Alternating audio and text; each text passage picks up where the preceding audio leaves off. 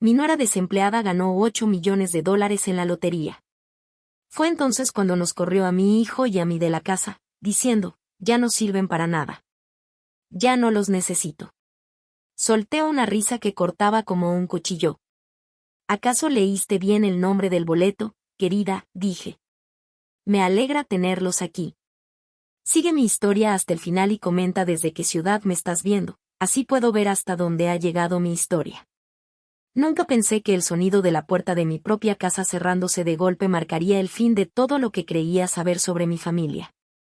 Pero ahí estaba, parada en el porche de la casa que había llamado hogar durante 3 años, mi maleta a mis pies, mirando la madera que de repente se sentía ajena al tacto. ¿Me oíste bien, Fay? La voz de Yara cortó el aire de la tarde como vidrio roto. Empaquen sus cosas y váyanse, los dos. Mi hijo Hood estaba a mi lado, con el rostro pálido como la nieve del invierno. Ninguno de los dos se movió. No podíamos. Las palabras flotaban en el aire, imposibles, como si alguien hablara un idioma que no entendíamos. ¿De qué estás hablando, Yara? La voz de Hood se quebró, como cuando tenía 13 años y me preguntaba por qué su padre nos había dejado. Esta es nuestra casa, dijo ella, riendo. Sí, riendo de verdad. Era un sonido que nunca había escuchado de ella antes. Cortante y frío. Nada que ver con las risitas dulces que hacía cuando le llevaba el café a la cama todas las mañanas durante los últimos 3 años. Están en su casa, dijo, levantando un papel y agitándolo como una bandera de victoria. Este boleto de lotería me acaba de hacer 8 millones más rica. 8 millones, Hood. ¿Sabes lo que eso significa? Sentí que mis rodillas flaquearan. El boleto de lotería. Recordé que lo había comprado el martes pasado en la gasolinera, mientras yo llenaba el tanque de mi carro. Se quejaba otra vez de que no tenía dinero para la despensa. Y yo le había dado un billete de $20, como lo había hecho cientos de veces antes. Ya no los necesito a ninguno de los dos. Sus ojos se posaron sobre mí con un odio tan puro que me dejó sin aliento. Especialmente a ti, vieja. ¿Crees que no sé cómo me miras? Como si fuera algún caso de caridad que recogiste de la calle. Yara, basta, dijo Hood, dando un paso adelante, con las manos temblando. Mamá ha hecho todo por nosotros. Vendió su casa para que pudiéramos permitirnos este lugar. Ha estado pagando la hipoteca, los servicios, comprando la despensa. Exacto, la voz de Yara se elevó hasta un grito. Nos ha estado controlando con su dinero, haciéndonos sentir culpables, haciéndonos dependientes de ella. ¿Y saben qué? Ya no soy caso de caridad de nadie. Encontré mi voz, aunque apenas salió como un susurro. Nunca les hice sentir que eran caso de caridad. Ayudé porque son familia. Familia, ella dio un paso más cerca, lo suficiente para que viera el rastro de rímel corrido bajo sus ojos por las lágrimas de rabia. ¿Quieres saber lo que realmente pienso de la familia, Fa? Eres una vieja amargada que no soportaba ver a su hijo feliz con alguien más. Te mudaste aquí para espiarnos, para controlarnos, para asegurarte de que yo nunca sintiera que esto era realmente mi hogar. Cada palabra me golpeaba como un puñetazo. Pensé en todas las mañanas que me levanté temprano para preparar el desayuno antes de que ella se despertara. En todas las veces que cuidé a sus 2 hijos de su relación anterior mientras ella dormía hasta el mediodía. En todas las entrevistas de trabajo a las que la llevé, esperando horas en los estacionamientos mientras ella fingía buscar empleo sin intención de aceptarlo. Eso no es cierto, mi voz sonaba más fuerte ahora, aunque mis manos temblaban. Me mudé porque tú me lo pediste. Dijiste que necesitabas ayuda con los niños, con las cuentas. Yo dije lo que necesitaba para sobrevivir. Yara gritó. ¿Crees que yo quería depender de ustedes? ¿Crees que disfrutaba que me vigilaran en cada movimiento, que juzgaran todo lo que hacía? Jugué el juego porque tenía que hacerlo y volvió a agitar el boleto. Ahora ya no tengo que fingir más. Hood parecía como si un rayo lo hubiera alcanzado. Todo este tiempo estabas fingiendo. Ah, crece. Hood, la voz de Yara se volvió fría, casi aburrida. ¿De verdad pensaste que me encanta quedarme todo el día en esta casa, escuchando las historias de tu madre sobre su trabajo, sus amigos, su vida perfecta antes de que la arruináramos? ¿Creíste que disfrutaba las cenas familiares donde hacía comentarios sobre cómo debería buscar trabajo más en serio? Nunca dije eso, susurré. Pero incluso mientras las palabras salían de mi boca, me preguntaba si eran ciertas. ¿Había estado haciendo comentarios?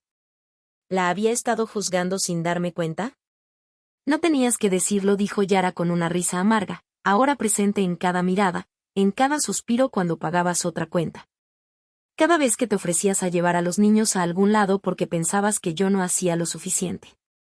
Sentí que algo se rompía dentro de mi pecho. No exactamente mi corazón, sino algo más profundo. Algo que me había tomado 66 años construir y que ahora se desmoronaba en minutos. Yara, por favor, la voz de Hood sonaba desesperada. Aunque sientas eso de mamá, ¿qué hay de nosotros? ¿Qué hay de nuestro matrimonio? Ella se volvió hacia él con una expresión que nunca antes había visto. Fría, calculadora, como si mirara a un extraño. ¿Qué hay de eso, Hood? ¿Crees que no sé? Solo te casaste conmigo porque estaba embarazada. ¿Crees que no sé que te sentiste atrapado? Negó con la cabeza. Yo también estuve atrapada. Atrapada con un hombre que todavía corre con su mami cada vez que hay un problema. Atrapada fingiendo gratitud hacia una mujer que me hacía sentir una carga todos los días. Basta, las palabras salieron de mí con una fuerza que sorprendió a todos, incluso a mí misma. ¿Quieres que nos vayamos? Está bien, pero ni se te ocurra reescribir la historia para sentirte mejor con esta traición. Los ojos de Yara se entrecerraron. ¿Traición? ¿Quieres hablar de traición?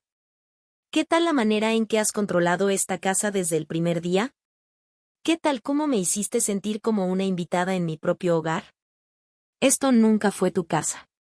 Las palabras explotaron de mí antes de que pudiera detenerlas. Yo compré esta casa. Yo pago la hipoteca. Yo pago todo mientras tú te quedas sentada inventando excusas de por qué no puedes trabajar. Y allí estaba.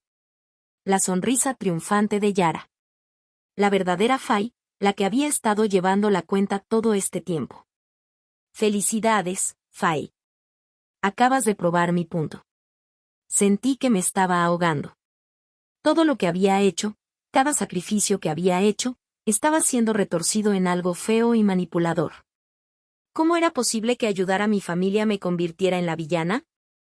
Mamá, dijo Hood en voz baja. Y cuando lo miré, vi algo en sus ojos que me hizo caer el estómago. Duda. No me mires así, susurré. Por favor, no me digas que crees esto. Abrió la boca, luego la cerró, volvió a abrirla.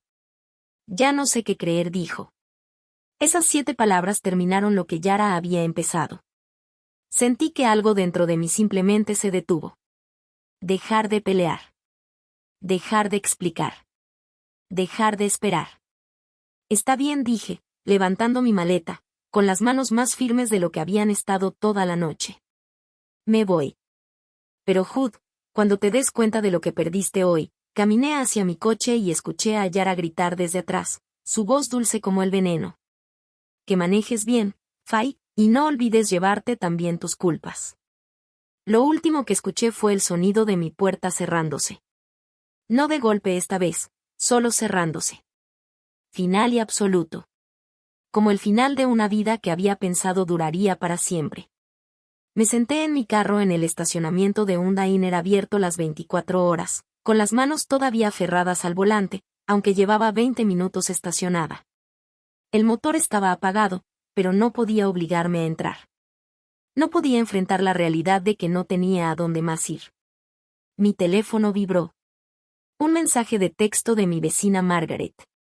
Te vi salir con maletas. ¿Todo bien? Me quedé mirando el mensaje hasta que las palabras se volvieron borrosas. ¿Cómo explicas que toda tu vida se haya derrumbado en 15 minutos? ¿Cómo le dices a alguien que la familia por la que sacrificaste todo te tiró como periódico viejo? En lugar de responder, me encontré revisando mi galería de fotos, deteniéndome en una de hace 3 años. El día de la boda de Hood y Yara. Ahí estaba yo, radiante a su lado, con el vestido azul que había comprado especialmente para la ocasión. Recordé la esperanza que sentí ese día, lo agradecida que estaba de que mi hijo hubiera encontrado a alguien que parecía amarlo. Pero al ver la foto ahora, noté cosas que antes no había visto. Como la sonrisa de Yara no llegaba del todo a sus ojos. Como se paraba un poco apartada de Hood y de mí, como si ya estuviera planeando su escape. Debería haberlo visto venir. Las señales estaban todas ahí. Comenzó 2 meses después de su boda. Yara apareció en mi apartamento, con lágrimas corriendo por su rostro, cargando a su hija de 2 años, Emma, mientras su hijo de 4, Marcus, se aferraba a su pierna. Fay, lamento molestarte, dijo, con la voz temblando. Pero nuestro casero nos está echando. Ya no puedo pagar la renta, y no tengo a dónde más ir. Claro, le respondí. La invité a pasar, le preparé té, dejé que los niños jugaran con los juguetes que guardaba para cuando vinieran. Ella me explicó que había perdido su trabajo en la tienda porque estaban recortando horas, y que el cuidado de los niños era tan caro que no valía la pena aceptar cualquier empleo. Sé que es mucho pedir, dijo, luciendo tan joven y vulnerable mientras se sentaba en mi sofá. Pero, ¿podríamos quedarnos aquí solo unas semanas, hasta que me ponga de pie otra vez? Unas semanas se convirtieron en 2 meses. Luego Hood empezó a pasar todas las noches en mi casa para estar con su nueva familia. Mi departamento de una habitación se volvió pequeño y caótico, lleno de niños llorando y la tensión de demasiadas personas en un espacio demasiado reducido. Fue entonces cuando Yara tuvo la brillante idea. «Sabes», dijo una noche después de que los niños finalmente se durmieron. «No es justo que estés atrapada en este departamento tan chiquito cuando podrías tener una casa de verdad. Con tus ahorros y mi buen crédito, podríamos conseguir una casa hermosa juntos, un verdadero hogar para todos». En ese momento parecía tener sentido. Había vivido en ese departamento pequeño durante 5 años, desde que se acabó la liquidación del divorcio.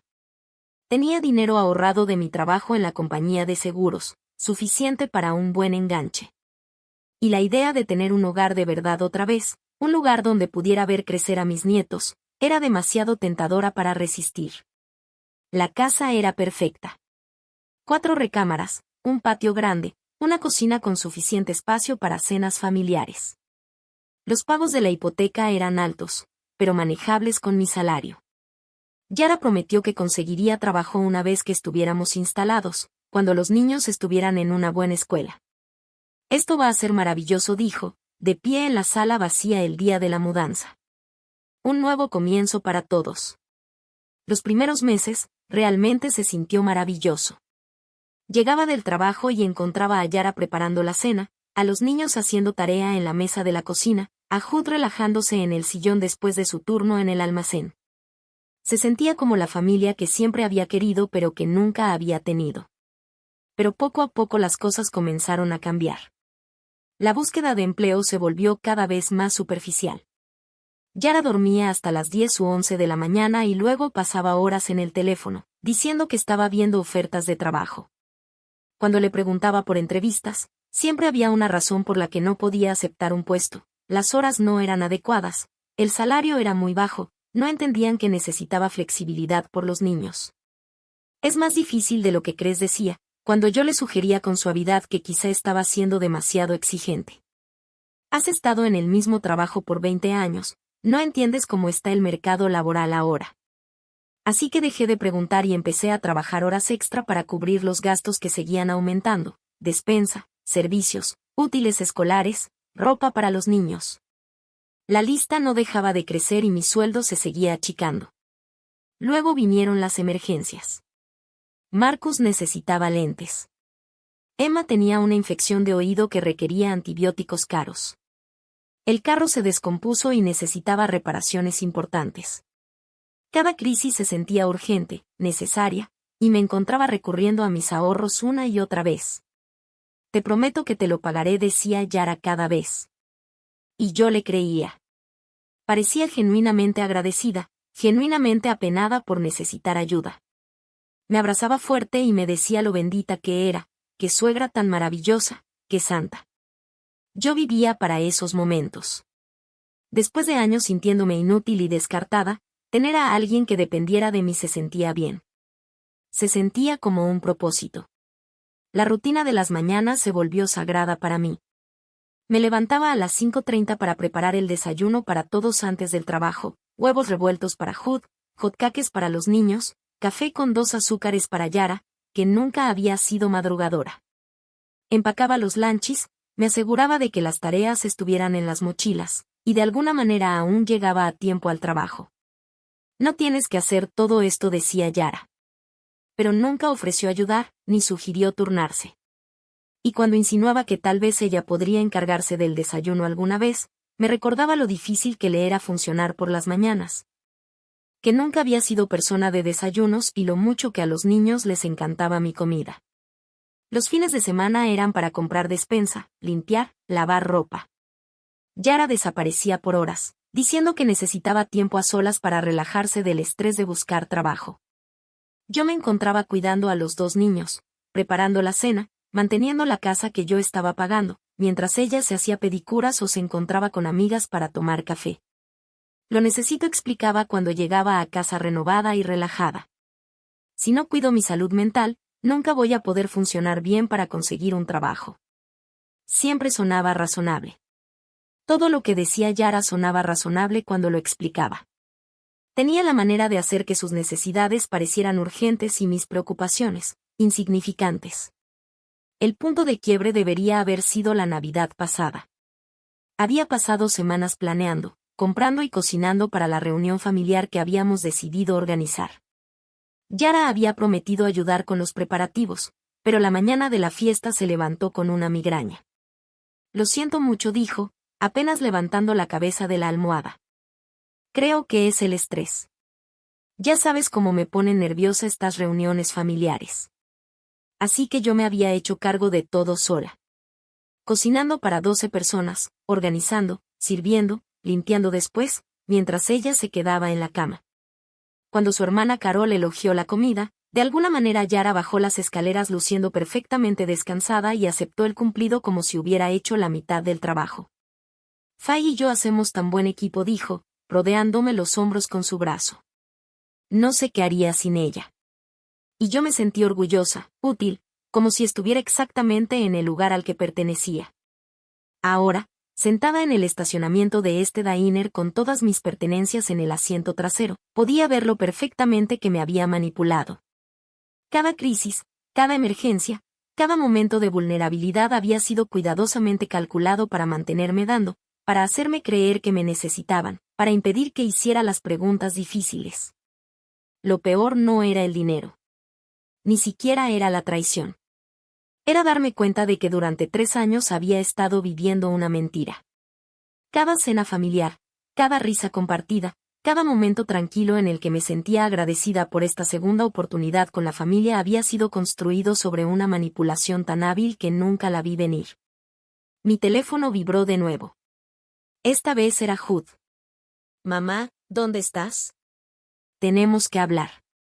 Me quedé mirando el mensaje por largo rato antes de apagar el teléfono. Lo que Hood quisiera decir, no estaba lista para escucharlo. No esa noche. No hasta que encontrara la manera de reconstruir una vida que acababa de ser demolida por las mismas personas en quienes más confiaba. Había estado viviendo en el Comfort Inn durante 5 días cuando me encontré con la señora Patterson en la tienda de abarrotes.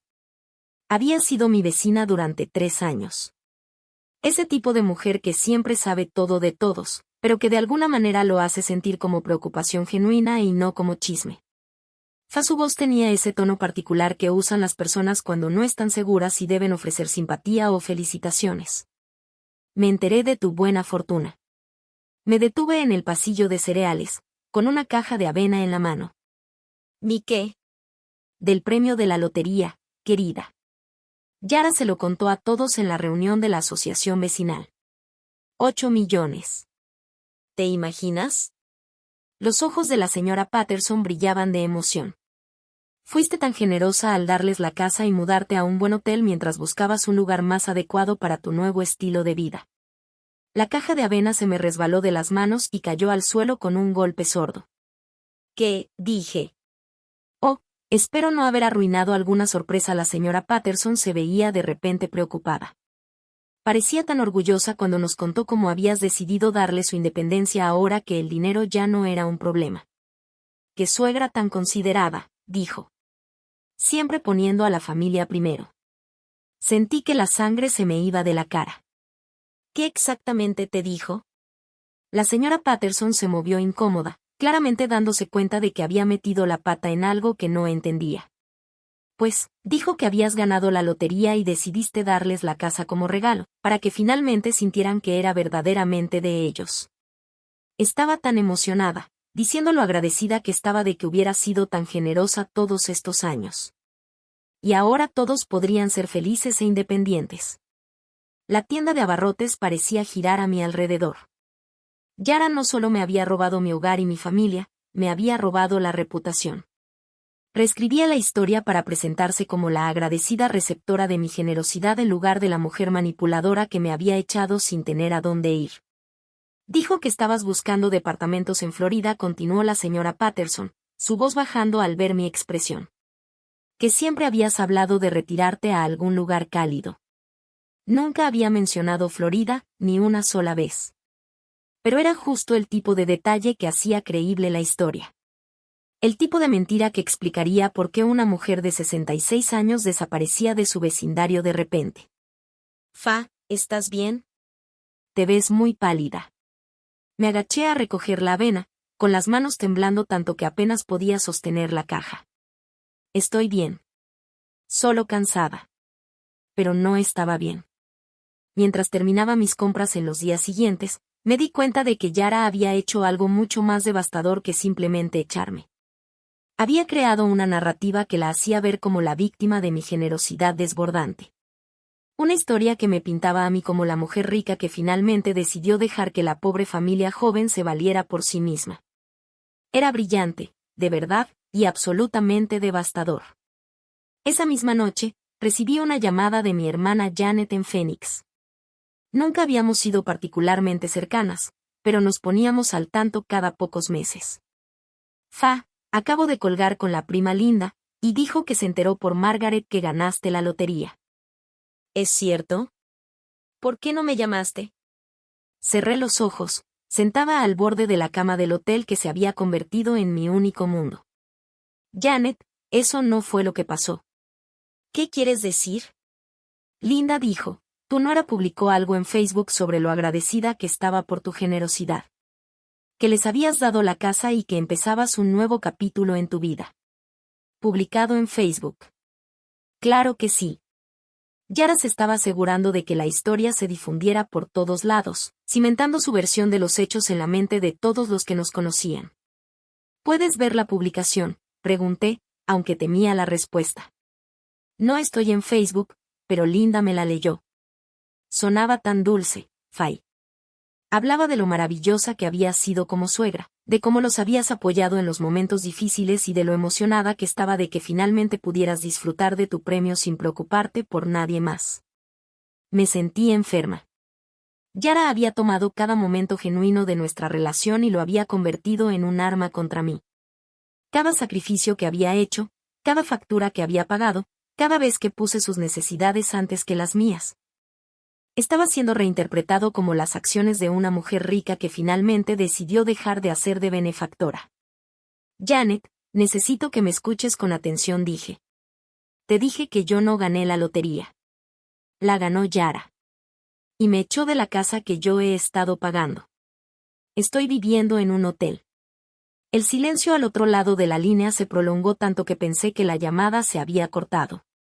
Fay, eso no tiene sentido. ¿Por qué Linda inventaría algo así?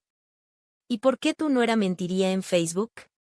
Porque está cubriendo lo que realmente hizo, respondí. Otra larga pausa. Cariña, ¿estás bien? Esto, quiero decir, ¿segura que no estás confundida con algo? Ni siquiera mi propia hermana me creía. La historia de Yara era mucho más digerible que la verdad. ¿Quién quiere creer que una madre joven podría ser tan cruel con la mujer mayor que había apoyado a su familia? ¿Quién querría pensar que alguien puede ser tan calculador, tan manipulador? Las mentiras eran más fáciles de tragar que la realidad. Durante los siguientes días, empecé a notar las miradas. La empleada de la tienda de abarrotes, que siempre había sido amable, de repente estaba distante. La mujer de la tintorería, que solía platicar de sus nietos, apenas me miraba a los ojos. La noticia se estaba esparciendo por la comunidad, y yo no era la heroína de la historia. Margaret finalmente me llamó directamente el jueves por la noche. Estoy confundida. He estado escuchando distintas versiones de lo que pasó contigo y Yara, y no sé qué creer. Sentí una pequeña chispa de esperanza. ¿Qué has escuchado? Pues, Yara vino ayer a pedirme si podía ayudarla con algo. Estaba llorando, diciendo que se sentía terrible por cómo habían salido las cosas con tu mudanza. Dijo que había sido tan generosa con el dinero de la lotería, pero que había habido cierta tensión porque ella y Hood querían sentirse más independientes. La esperanza murió tan rápido como había aparecido. Dijo que te había sentido herida porque no querían que te quedaras a ayudar a manejar el dinero, que lo habías tomado como un rechazo cuando en realidad solo querían demostrar que podían manejar las cosas por sí mismos. La voz de Margaret era cuidadosa, como si tratara de no tomar partido. Me pidió que me asegurara de que yo estuviera bien, porque le preocupaba que pudiera sentirme abandonada. ¿Y qué le dijiste? Le conté que te vi salir con las maletas y que parecías molesta. Empezó a llorar más fuerte y dijo que se sentía horrible, que quizá lo habían manejado mal, pero que estaban tan abrumados por el dinero y la atención que habían tomado algunas decisiones equivocadas. Cerré los ojos. Yara estaba cubriendo todas sus bases, asegurándose de que incluso los vecinos que podían haber sido testigos de mi angustia lo entendieran como los sentimientos heridos de una mujer generosa a la que le habían pedido amablemente que se hiciera a un lado. Margaret, necesito que sepas la verdad. Yo no gané ninguna lotería. He estado pagando esa casa durante 3 años. Yara ganó el dinero y me echó porque ya no me necesitaba. El silencio al otro lado de la línea fue ensordecedor. Dijo finalmente Margaret, con voz suave pero escéptica. Eso es una acusación muy seria. ¿Estás segura de que no estás malinterpretando algo? Quizá hubo algún malentendido con el dinero. No hubo malentendido. Me dijo exactamente lo que pensaba de mí y exactamente por qué ya no me necesitaba. Cariña, ¿por qué se iba a dar la molestia de inventar una historia tan elaborada sobre tu generosidad? ¿Por qué no decir simplemente que se habían peleado? Porque Yara entendía algo que yo apenas empezaba a comprender. La verdad la hacía ver como un monstruo. Pero su versión la convertía en víctima de mi generosidad desbordante. Una mujer joven luchando por encontrar su independencia a la sombra de una suegra rica que no podía soltarse.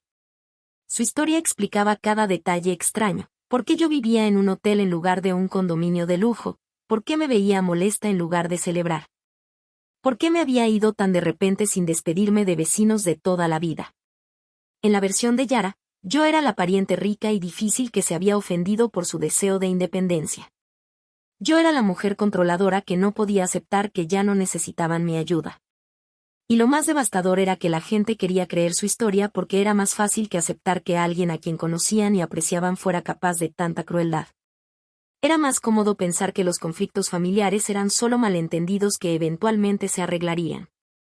Esa noche, acostada en la cama del hotel escuchando el tráfico fuera de mi ventana, me di cuenta de que Yara había hecho más que robar mi dinero y mi casa. Me había robado la verdad. Me había hecho imposible contar mi historia sin parecer amarga, delirante o vengativa.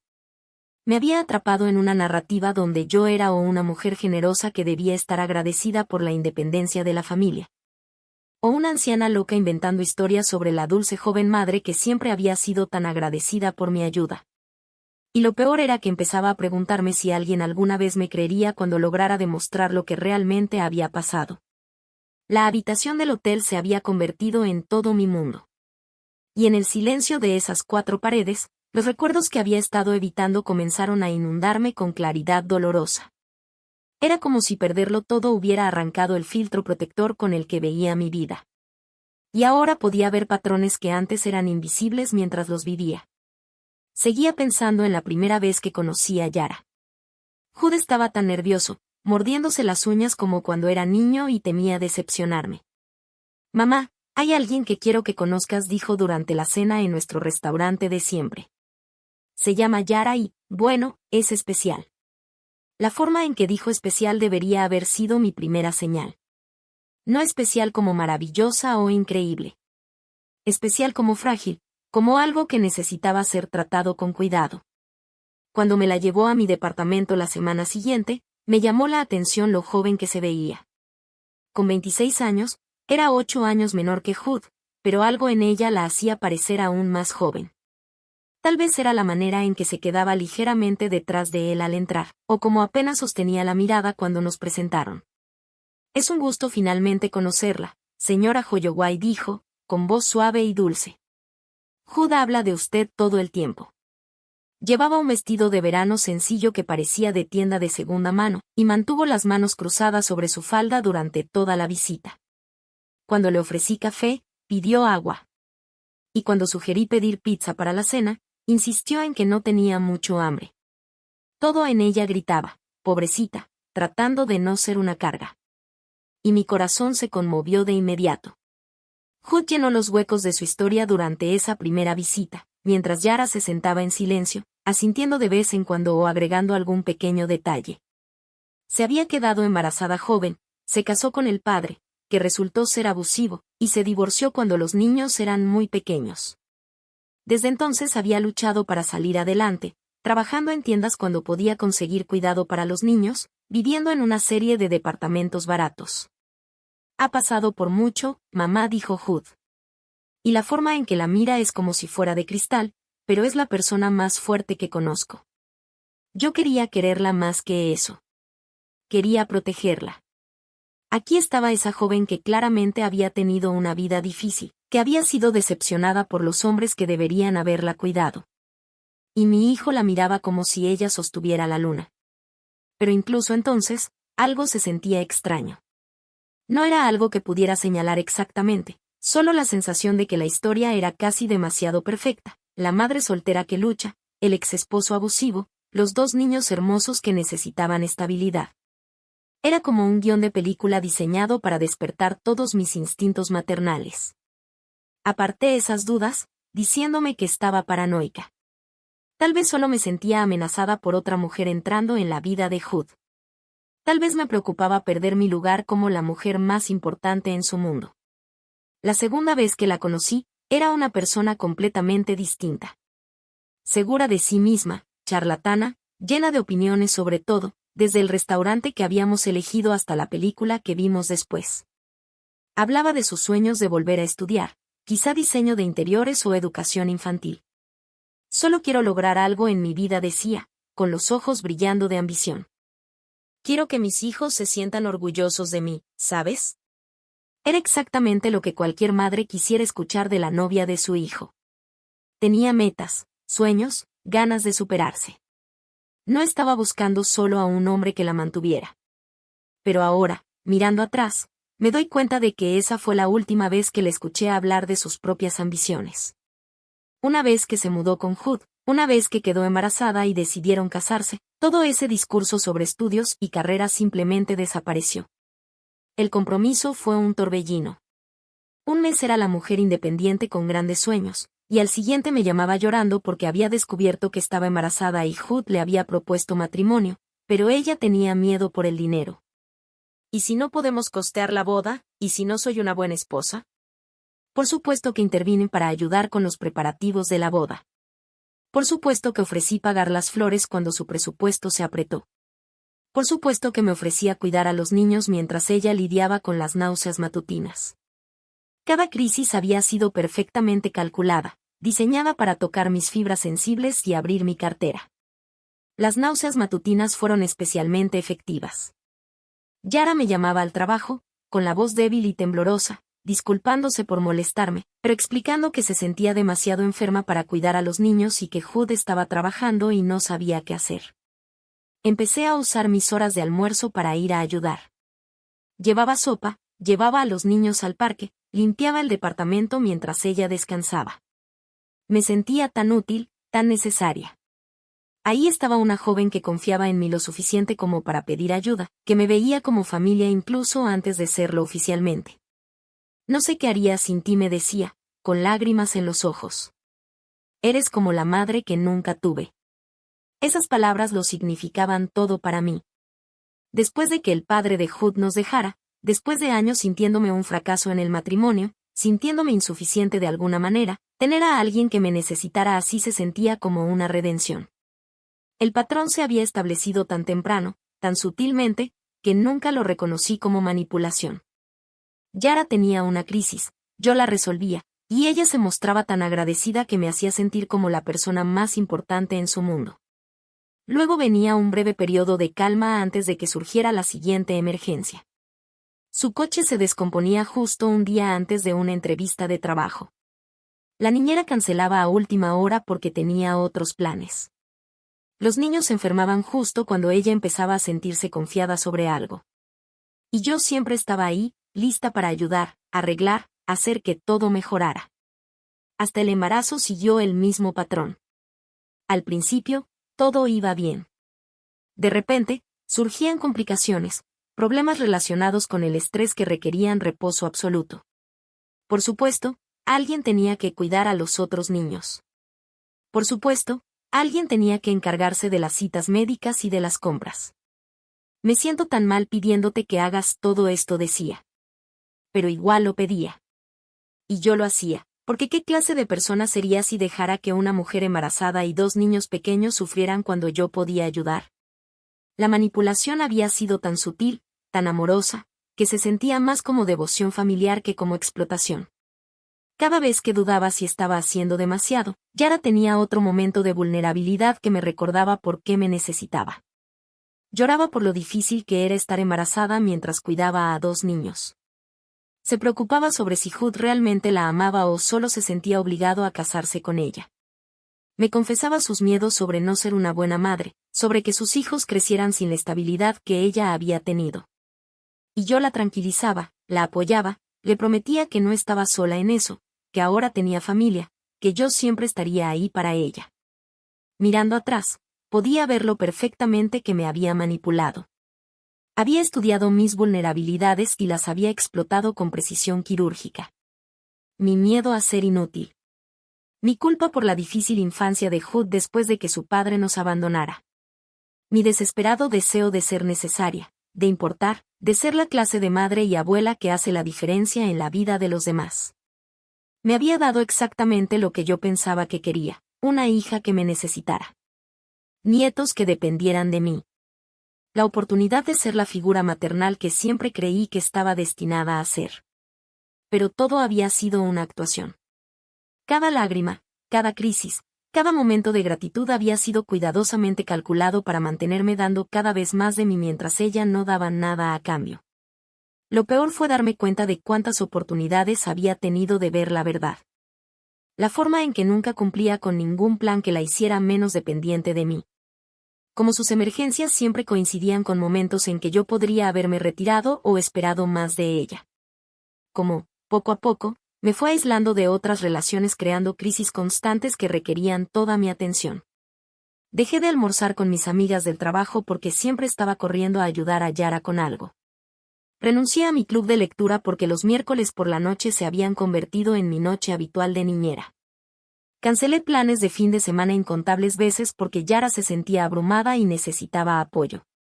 Poco a poco, metódicamente, se había hecho el centro de mi mundo mientras se aseguraba de que yo permaneciera nada más que un recurso en el suyo. Y ahora, sentada en esta habitación de hotel con nada más que una maleta llena de ropa y una cuenta bancaria que quizá duraría 2 meses, finalmente entendí la magnitud de lo que me había hecho. Yara no solo me había quitado el dinero. Me había quitado 3 años de mi vida. 3 años que pasé creyendo que estaba construyendo algo significativo con mi familia. Me había arrebatado mi sentido de propósito, mi confianza en mi propio juicio, mi fe en mi capacidad de distinguir entre el amor genuino y la manipulación experta. Me había hecho cómplice de mi propia explotación, haciéndome sentir bien con cada paso que daba. Era la 3ª semana viviendo en esa habitación de hotel cuando finalmente decidí que tenía que regresar a la casa para recoger mis documentos de impuestos. Había estado posponiéndolo, temiendo el enfrentamiento, pero mi contador los necesitaba para planear mi retiro, y ya no podía darme el lujo de retrasar más la declaración. Conduje frente a la casa 2 veces antes de reunir el valor para estacionarme. Todo se veía igual desde afuera. El jardín que había plantado la primavera pasada florecía hermosamente. El columpio de la terraza que había comprado en un garaje Sale seguía ahí, aunque parecía que nadie lo usaba. Yara abrió la puerta, con una bata de seda que nunca había visto antes. Su cabello estaba perfectamente peinado y llevaba maquillaje, aunque apenas eran las 10 de la mañana. «Fa», dijo. No parecía sorprendida de verme. «¿Qué quieres?», preguntó. «Necesito mis documentos de impuestos de mi cuarto, mis W-2, los estados de inversiones. Están en el archivador». Me miró un largo momento y luego se hizo a un lado. «Hazlo rápido. Van a venir personas más tarde». La casa se sentía diferente. No solo porque ya no me pertenecía, sino porque las cosas habían cambiado. Había una nueva cafetera cara sobre la barra de la cocina. Bolsas de diseñador estaban esparcidas sobre la mesa del comedor. Por la ventana, pude ver una SUV nueva en la entrada. «Bonito carro», dije, sin poder ocultar la amargura en mi voz. «Hood necesitaba transporte confiable para el trabajo», respondió Yara, sin mirarme a los ojos. Subí las escaleras hacia lo que había sido mi cuarto durante 3 años. Ahora estaba completamente vacío, despojado de todo rastro de que alguna vez había vivido allí. El archivador había desaparecido. «¿Dónde están mis archivos?», llamé desde las escaleras. «¿Qué archivos?», contestó. Bajé de nuevo, con el corazón empezando a acelerarse. «Mi archivador. Todos mis documentos financieros». «¿Dónde los pusiste?». Yara se encogió de hombros. «No sé de qué hablas». No había ningún archivador allí cuando limpié la habitación. «Yara, ese archivador tenía 20 años de registros financieros, declaraciones de impuestos, estados de inversión, pólizas de seguro. No puedes simplemente tirar los documentos financieros de alguien». «No tiré nada que fuera tuyo. Tal vez estás confundida sobre dónde guardabas las cosas». Sentí esa rabia familiar creciendo en mi pecho, pero esta vez se mezclaba con pánico. Esos documentos no eran simples papeles. Eran la prueba de todo lo que había pagado, cada transacción, cada sacrificio que había hecho por esta familia. «Quiero revisar», dije. «Esos archivos tienen que estar en algún lado». «No», dijo Yara, con voz firme. «Ya no vives aquí. No puedes andar por mi casa revisando mis cosas». «Tu casa». Las palabras salieron más duras de lo que había querido.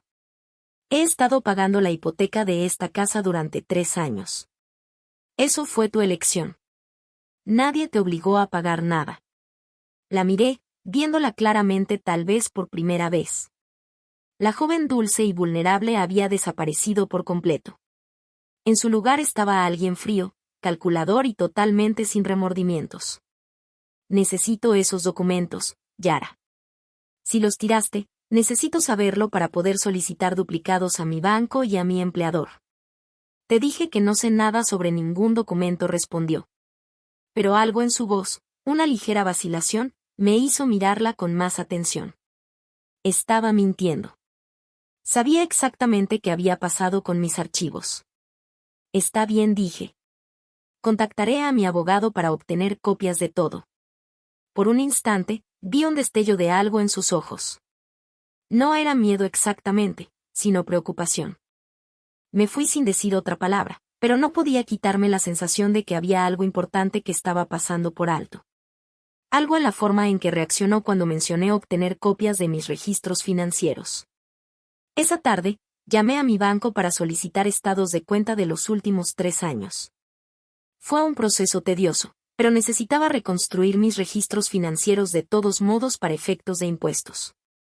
«Señora Holloway», dijo la representante de servicio al cliente, «veo que ha tenido bastante actividad en sus cuentas recientemente.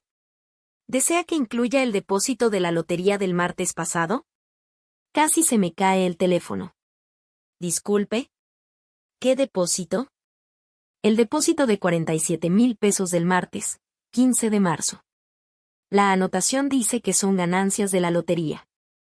Mis manos empezaron a temblar. «¿Puede decirme más sobre ese depósito? ¿De dónde vino?». Aparece como un depósito directo de la Lotería del Estado de California. ¿Quieres que te envíe los detalles por correo electrónico? Sí, por favor. Ahora mismo. Colgué y me quedé mirando el teléfono, con la mente a 1000 por hora. Un depósito de la lotería en mi cuenta el martes. El correo llegó en cuestión de minutos. Y cuando abrí el archivo adjunto, todo se volvió claro. El depósito era de 47,000 pesos y fracción. La anotación indicaba que eran los ingresos netos después de impuestos de un boleto de lotería comprado en la gasolinera de Murphy en Elm Street. El número del boleto estaba listado junto con la fecha de compra, el 1 de marzo, el día en que le había dado a Yara 20 pesos para que pusiera gasolina mientras yo cargaba. Pero ese no era el detalle más importante. El detalle más importante estaba en la sección de información de la cuenta. El boleto ganador había sido comprado usando mi tarjeta de débito. Me quedé mirando el documento, leyéndolo una y otra vez.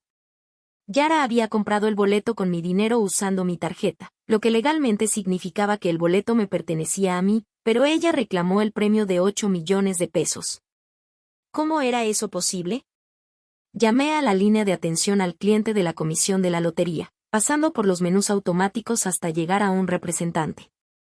Necesito verificar información sobre un boleto ganador, le dije. Creo que puede haber habido un error en el proceso de reclamación. ¿Puedo ayudarle con eso? ¿Puede proporcionarme el número del boleto? Le leí el número tal como aparecía en mi estado de cuenta. Veo el boleto aquí. Fue reclamado el 20 de marzo por, hubo una pausa, Yara Hallow. ¿Tiene relación con la persona que lo reclamó? Es mi nuera, pero el boleto fue comprado con mi tarjeta de débito de mi cuenta. ¿Tienen registros de eso? Otra pausa.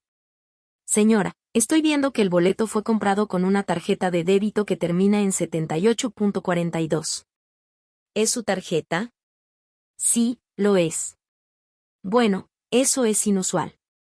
Normalmente, quien posee el boleto físico se considera el dueño, sin importar cómo fue comprado.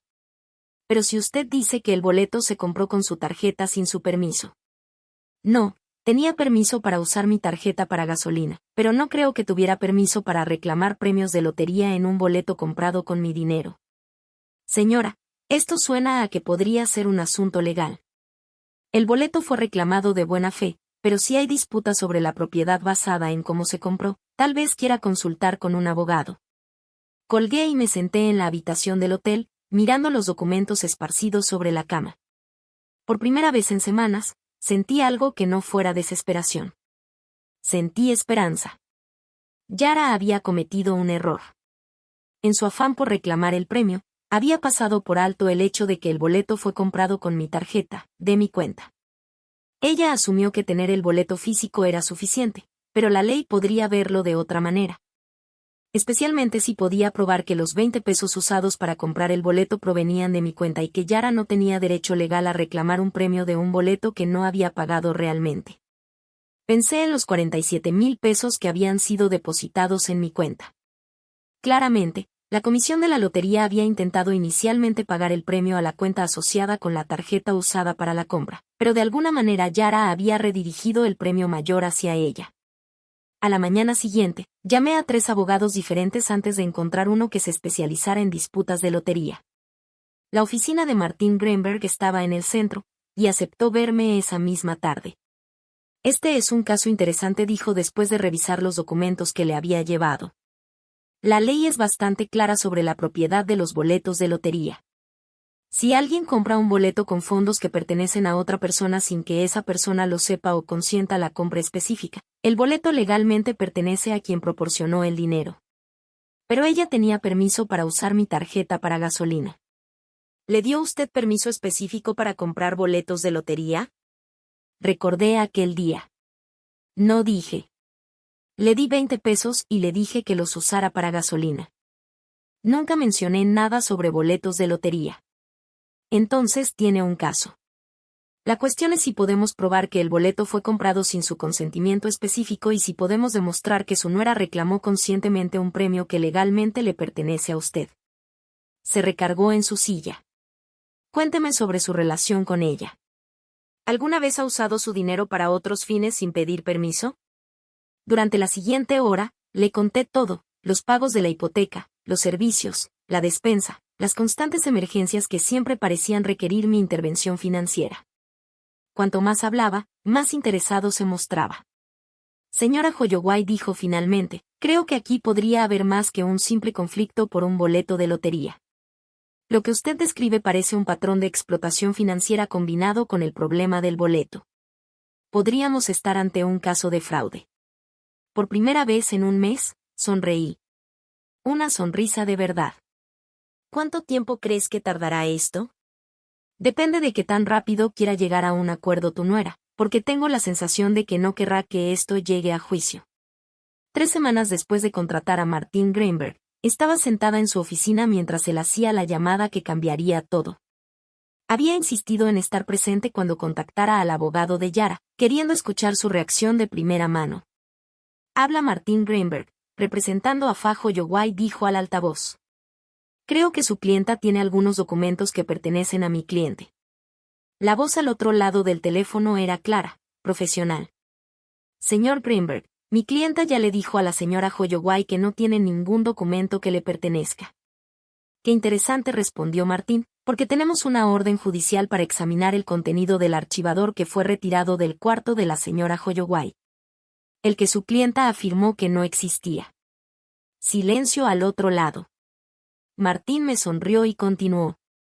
También tenemos algunas preguntas sobre un boleto de lotería comprado con la tarjeta de débito de la señora Holloway el 1 de marzo.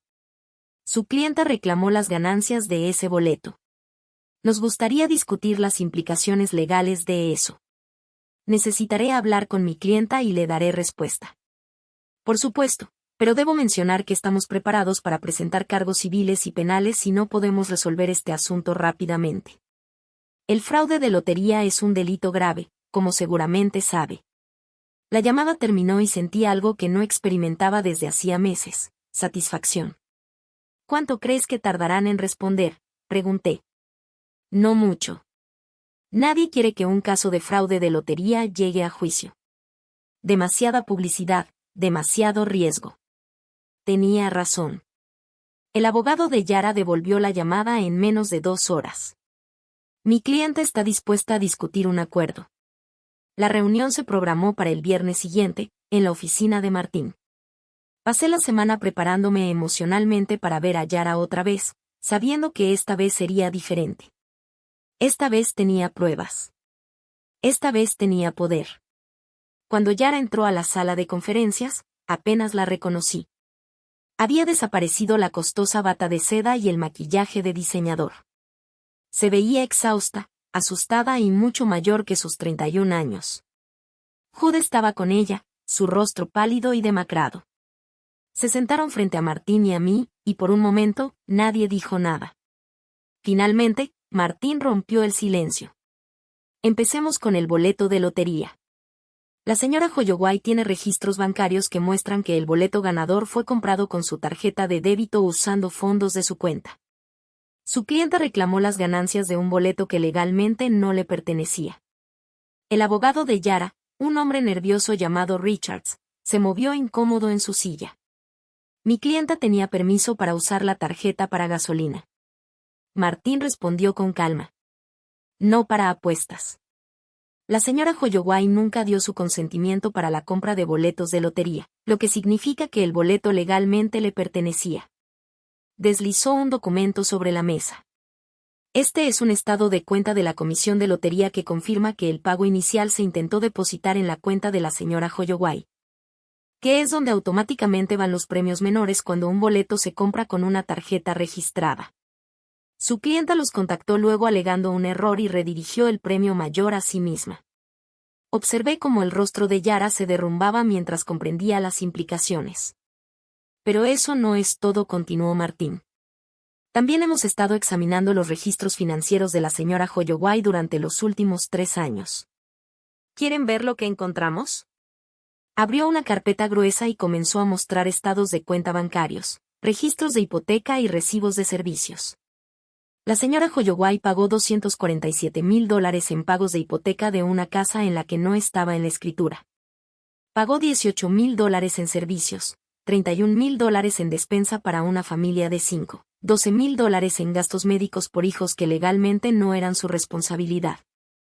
Los números seguían llegando, cada uno golpeando como un impacto físico. Sabía que los había estado apoyando, pero verlo todo así, con el alcance completo de mi contribución financiera, era abrumador. En total, la señora Holloway invirtió $342,000 en apoyar a la familia de su clienta durante 3 años. Y cuando su clienta ya no necesitaba ese apoyo, no solo terminó la relación, sino que también se quedó con las ganancias de la lotería que legalmente pertenecían a la señora Holloway. Yara comenzó a llorar. No eran las lágrimas manipuladoras que había visto tantas veces antes, sino los sollozos desesperados de alguien cuyo mundo se estaba desmoronando. No sabía, susurró. No sabía que el boleto era legalmente de ella. Pero sí sabías que se compró con su dinero, dijo Martín en voz baja. Y sabías que ella había estado apoyando a tu familia durante años. Sin embargo, cuando reclamaste el premio, hiciste que la sacaran de la casa que ella había estado pagando. Hood habló por primera vez. Mamá, lo siento mucho. No sabía nada del boleto. No sabía nada de todo esto. Lo miré, viendo un remordimiento genuino en sus ojos por primera vez desde que comenzó esta pesadilla. Pero todavía no estaba lista para perdonarlo. Había elegido a Yara sobre mí cuando más importaba. Esto es lo que estamos preparados para ofrecer, dijo Martín. La señora Holloway aceptará el pago completo de la lotería de $8 millones, menos impuestos. A cambio, no perseguirá cargos criminales por fraude ni reclamará los $342,000 que invirtió apoyando a la familia de su clienta. Richards parecía aliviado. Eso parece razonable. No hemos terminado, interrumpió Martín. La señora Holloway también quiere la casa. La sala quedó en un silencio absoluto. La casa que ella había estado pagando. La casa donde invirtió 3 años de pagos de hipoteca. Su clienta puede comprarla al valor de mercado o la señora Holloway tomará posesión, dijo Martín. No podemos comprarla sin el dinero de la lotería, sollozó Yara entre lágrimas. Entonces tendrás que buscar otro lugar para vivir. Observé cómo Yara procesaba esto, dándose cuenta de que estaba a punto de perderlo todo, el dinero, la casa, la vida cómoda que había construido gracias a mi generosidad. Hay una cosa más, dije, hablando por primera vez desde que empezó la reunión. Quiero de regreso mi archivo. Todo. Cada documento. Yara asintió miserable. Está en el garaje. Tenía miedo de que encontraras algo que demostrara que te debía dinero. Si me debes dinero, dije con calma. Me debes $342,000, más 3 años de mi vida, pero estoy dispuesta a darlo por cerrado si aceptas estos términos. La negociación duró otra hora, pero el resultado nunca estuvo en duda. Yara firmó los papeles transfiriendo las ganancias de la lotería a mi nombre junto con la escritura de la casa. A cambio, acepté no presentar cargos criminales. Cuando se preparaban para irse, Hood se acercó vacilante. Mamá, ¿podemos hablar? Sé que metí la pata, pero tal vez podríamos. No, dije en voz baja. No podemos. Se quedó atónito. Pero soy tu hijo. Fuiste mi hijo, respondí, pero me elegiste a ella sobre mí cuando más te necesitaba. Te quedaste ahí y me viste salir de mi propia casa, y no dijiste nada. Yo estaba confundida. No entendía lo que estaba pasando. Tú entendiste lo suficiente. Simplemente no te importó lo suficiente como para defenderme. Recogí mis papeles y me puse de pie. Adiós, Hood. 6 meses después, estaba sentada en el columpio del porche de mi casa, ahora legalmente mía, viendo cómo el atardecer pintaba el cielo de tonos naranjas y rosados. Los $8 millones estaban invertidos de forma segura, generando suficiente para que nunca más tuviera que preocuparme por el dinero. Yara y Hood se habían mudado a un pequeño departamento al otro lado de la ciudad. Había escuchado por Margaret que Yara finalmente había conseguido un trabajo en un centro de llamadas, trabajando 40 horas a la semana por primera vez en su vida adulta. Hood seguía en el almacén tomando turnos extra para ayudar a pagar la renta. Le habían pedido a Margaret que preguntara si yo estaría dispuesta a dejarlos visitar, especialmente por los niños. Pero no estaba lista para eso. Tal vez nunca lo estaría. Aprendí algo importante durante esas semanas en el hotel. Había pasado gran parte de mi vida intentando ser necesitada, tratando de demostrar mi valor a través de lo que podía dar a los demás, y había olvidado cómo valorarme a mí misma.